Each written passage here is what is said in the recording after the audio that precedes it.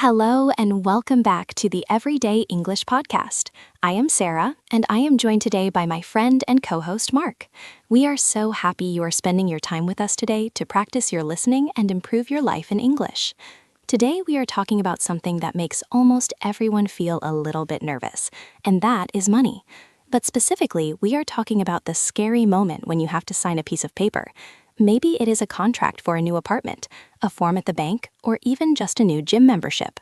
You are so right, Sarah. Signing your name on a legal document in a second language is one of the most stressful things you can do. I remember when I first moved abroad, I felt like I was just guessing. I understood the big words like rent and deposit, but all the tiny words in between felt like a different language entirely. It is easy to feel like you are being a bit of a nuisance if you ask too many questions, so many people just sign and hope for the best. Exactly, and that is exactly what we want to stop today. We want to move you from feeling like a vulnerable person who is just hoping for the best to a confident person who knows exactly what they are looking for. We are going to talk about the red flags. In English, a red flag is a warning sign. It is something that says, stop, be careful, and look closer. If you enjoy learning how to handle these real-life situations, please do subscribe to our channel and hit the notification bell. It really helps us keep making these long-form lessons for you, and it ensures you never miss a chance to build your professional English confidence. It really does make a difference. So, Sarah, where should we start? When we look at a contract, our eyes usually go to the big numbers, right? We see the monthly rent or the total loan amount. But you mentioned that the real traps are in the small words. They really are. Let's start with what I call the hidden cost vocabulary. One of the most common words you'll see is surcharge. Now, a surcharge is an extra fee. It's money you have to pay on top of the price you already agreed on. Often, companies will use the word administrative surcharge. This sounds very official, doesn't it? It makes it sound like a government rule. But usually, it's just a fee the company adds for their own paperwork. I hate that word, administrative. It's so long and sounds so boring that most people just skip over it. But if you see an administrative surcharge of $50 every month, that adds up to $600 a year. That is a lot of money to pay just for someone to file a digital folder. It really is. Another phrase to watch out for is non-refundable. This is a big one. You might see this attached to a deposit or a booking fee.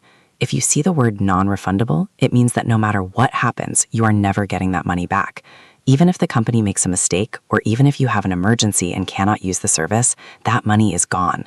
I once sought a rental agreement where the cleaning fee was non-refundable and was charged before the person even moved in. That is a great example of why we need to read carefully. If you are moving into a new apartment, you might also see the phrase utilities not included. For many of our listeners, this might be different from their home country.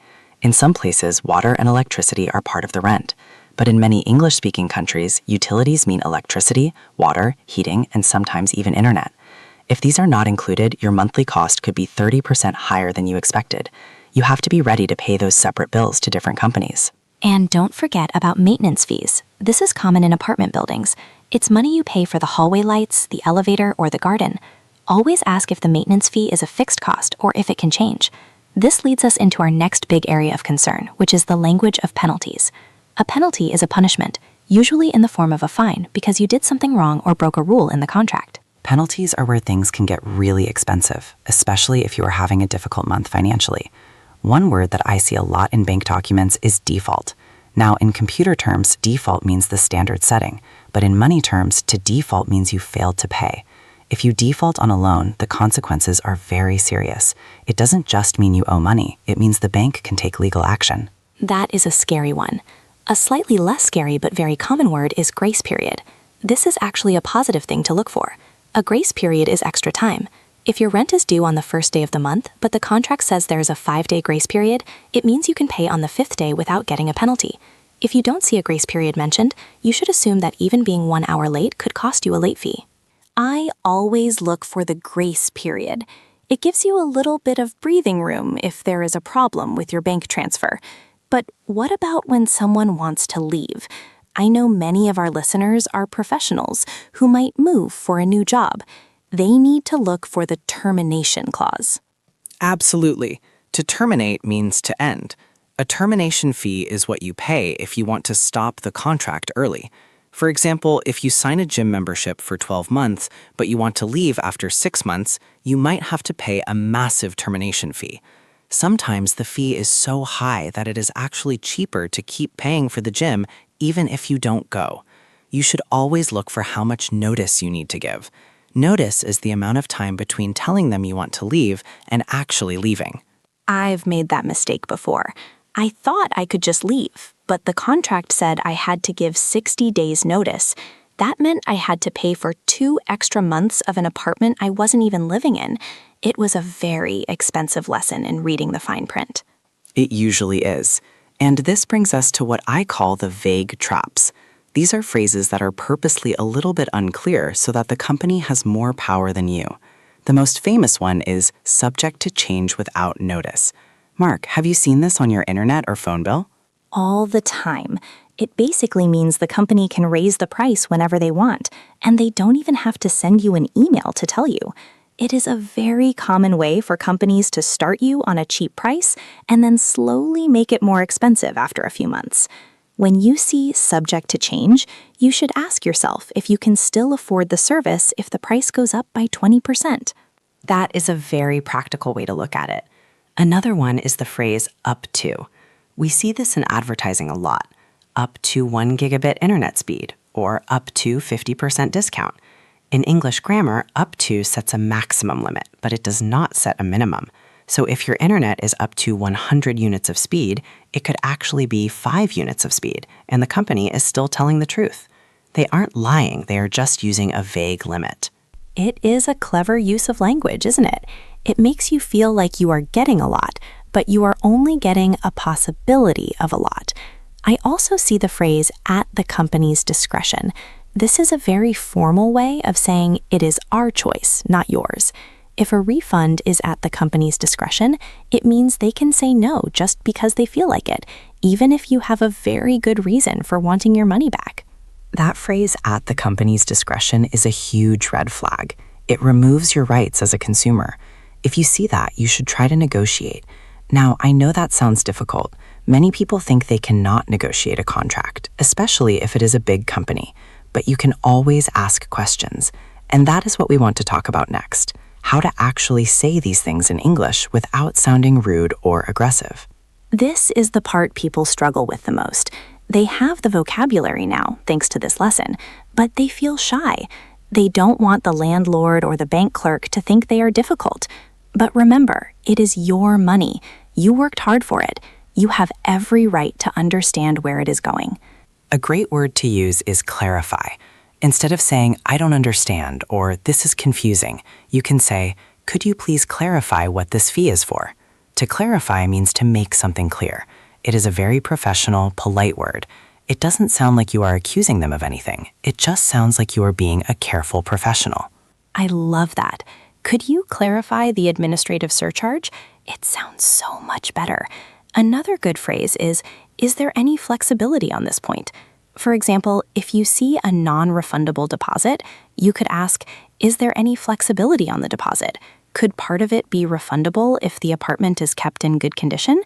Flexibility is a gentle way of asking for a change. And if you see something you really don't like, you can use the phrase, I am concerned about. For example, I am concerned about the termination clause. I might need to move for work, so 60 days notice is quite long for me. Could we discuss a 30-day notice period instead? By saying I am concerned, you are sharing your feelings rather than just demanding a change. It starts a conversation. It also helps to ask for examples. You can say, can you give me an example of a situation where this penalty would apply? When people have to give a real-life example, they often realize that the language in the contract is a bit too strict, and they might be more willing to explain it or even change it for you. That is a very smart tip, Mark. Always bring it down to a real-life scenario. Now, we have covered a lot of ground. We've talked about hidden costs like surcharges and utilities. We've looked at penalties like default and termination fees. We've identified vague language like subject to change and at the company's discretion. And we've practiced how to ask for clarification. It is a lot to remember, but you don't have to remember it all at once. The key is to start noticing these words in your daily life. English is all around you, especially if you look at your apps, your emails, and your bills. That leads us to our challenge for today. We want you to do a contract audit. This sounds very formal, but it is actually quite simple. We want you to find one piece of paper or one digital agreement that you have already signed. It could be your phone contract, your gym membership, your Netflix terms of service, or even your rental agreement. Take that document and a highlighter or a pen. Try to find at least 3 of the words or phrases we talked about today. Look for things like non-refundable, subject to change, or any mention of a penalty. When you find them, read the whole sentence out loud. Practice the pronunciation. Notice how the sentence is structured. This is so important because when you see these words in a document you already use, they stop being scary vocabulary words and start being real information. If you find a phrase you don't understand, try to rewrite it in simple English. For example, if you see administrative surcharge applies, just write extra fee for paperwork next to it. And if you are feeling brave, the next time you have to sign something new, don't sign it immediately. Take it home. Or if it is an email, don't click agree right away. Take 5 minutes to scan for these red flags. If you see something that makes you feel concerned, use our phrase, "Could you please clarify this section?" You will be amazed at how much respect you get when you ask these questions. It shows that you are a high-level English speaker who pays attention to detail. It shows that you value yourself and your finances. And most importantly, it protects you from losing money that you could be using for things you actually enjoy, like travel, education, or your family. We really hope this lesson has given you a bit more confidence. Money is a tool, and language is the key to using that tool correctly. If you found this helpful, please give the video a like and share it with a friend who might be moving to a new city or starting a new job. We want to help as many people as possible feel at home in the English-speaking world. And don't forget to leave a comment below. Tell us, have you ever found a hidden fee in a contract? Or is there a word in a legal document that always confuses you? We love reading your stories, and we often use your comments to plan our future episodes. It is always great to hear from you. Studying a language is a long journey, but doing it through real-life topics like this makes it so much more rewarding. You aren't just learning grammar, you are learning how to live.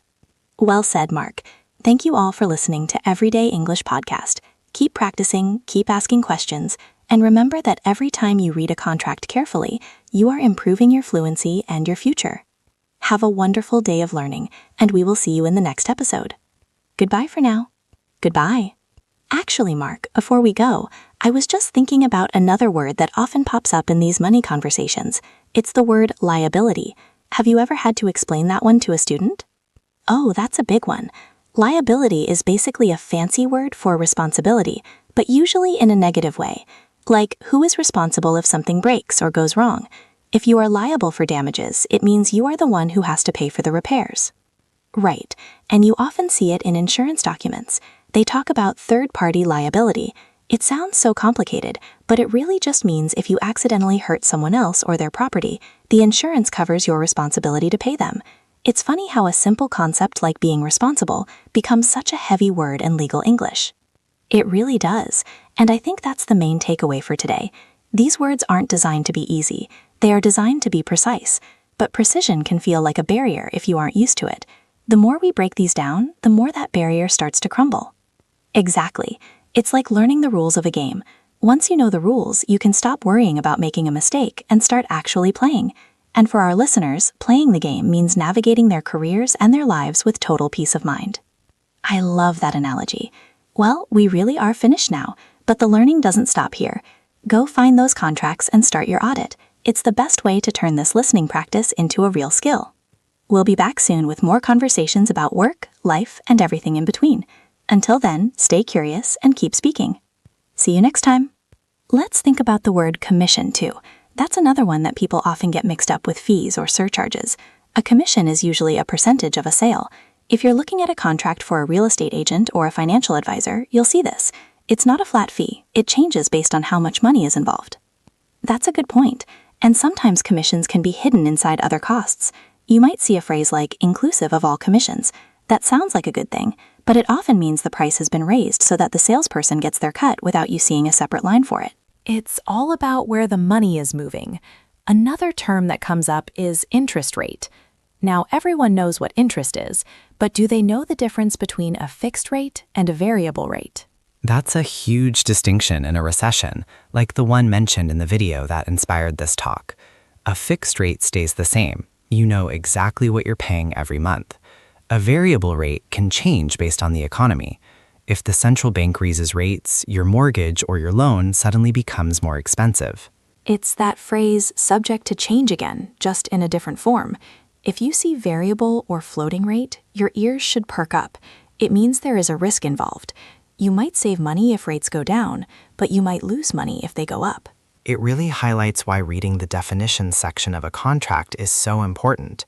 Most long contracts have a list of definitions at the very beginning. They tell you exactly what they mean by words like business day or effective date. Oh, effective date is a great one. It's not the day you sign the paper, it's the day the rules actually start.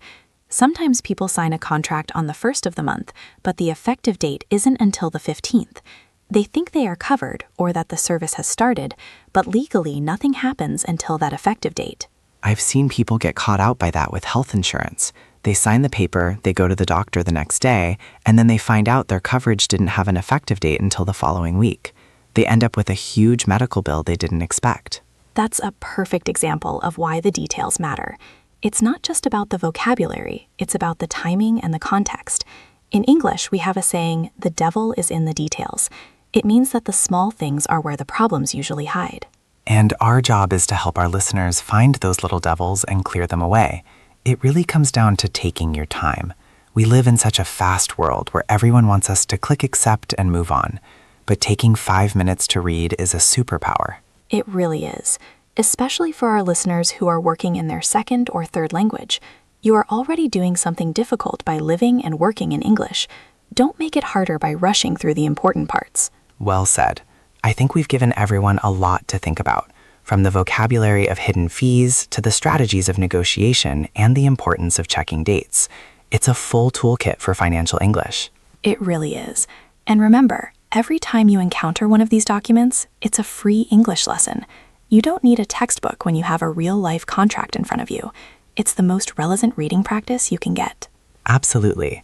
So one last time, go out there, find those red flags, and don't be afraid to ask for clarity. You've got this. You definitely do. We believe in you, and we're here to support you every step of the way. We'll be back in your ears very soon with another episode. Until then, take care of yourselves and your finances. Bye, everyone. Goodbye. You know, Sarah, I was just thinking about one more thing before we truly wrap up. We talked about contracts for apartments and banks, but what about the digital world? So many people sign up for software or apps where the contract is just a little box you check on a screen. Those are called terms of service, or sometimes an end-user license agreement.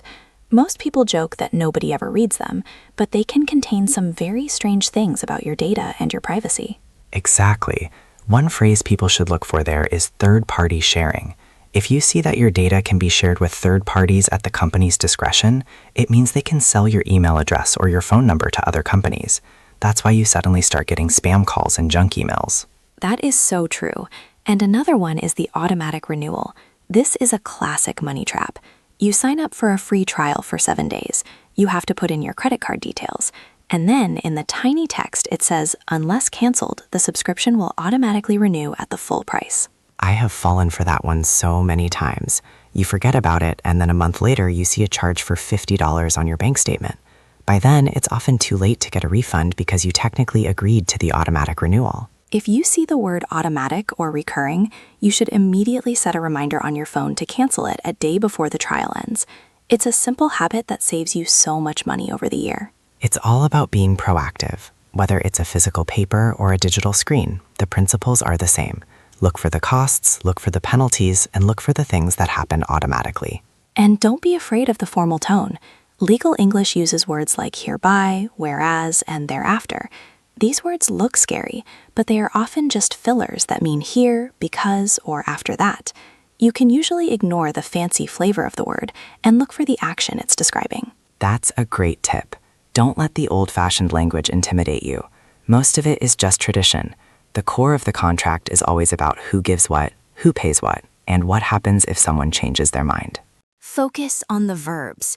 Who shall pay, who may terminate, who will provide. The verbs tell you the story of the contract. If you follow the verbs and the nouns, the rest is just decoration. This has been such a deep dive, Sarah. I feel like we've covered a whole semester of business English in one go. It's what our listeners need. They are busy people, and they want the most value for their time. That's why we love doing these long episodes. It gives us the space to really explore a topic and give examples that stick. And the more they listen, the more natural these structures will feel. It's like exercise. At first, it's hard to recognize these red flags, but after a while, your brain just spots them automatically. It's all about building that muscle memory. Well, I think we have truly reached the end of our list today. I think so too. It's been a pleasure as always. Likewise, Mark. And to all of our listeners, thank you for sticking with us. Your dedication to your English progress is inspiring. It really is. Keep up the great work. We'll see you in the next one. Take care. Bye. Bye. One more thing. I just remembered the word indemnity. It's a bit of a monster word. Oh, indemnity. That's like the final boss of legal English words. It really is. To indemnify someone means to compensate them for harm or loss. If you see a clause that says you agree to indemnify the landlord, it means if something happens because of you, you are the one who has to pay for their legal fees or their losses. It's a very strong version of liability. That's a perfect one to end on. It sounds so professional, but it has such a heavy meaning. If you see indemnify, definitely ask for a clarification. Absolutely. Okay, now we are really going. For real this time. See you later. Bye.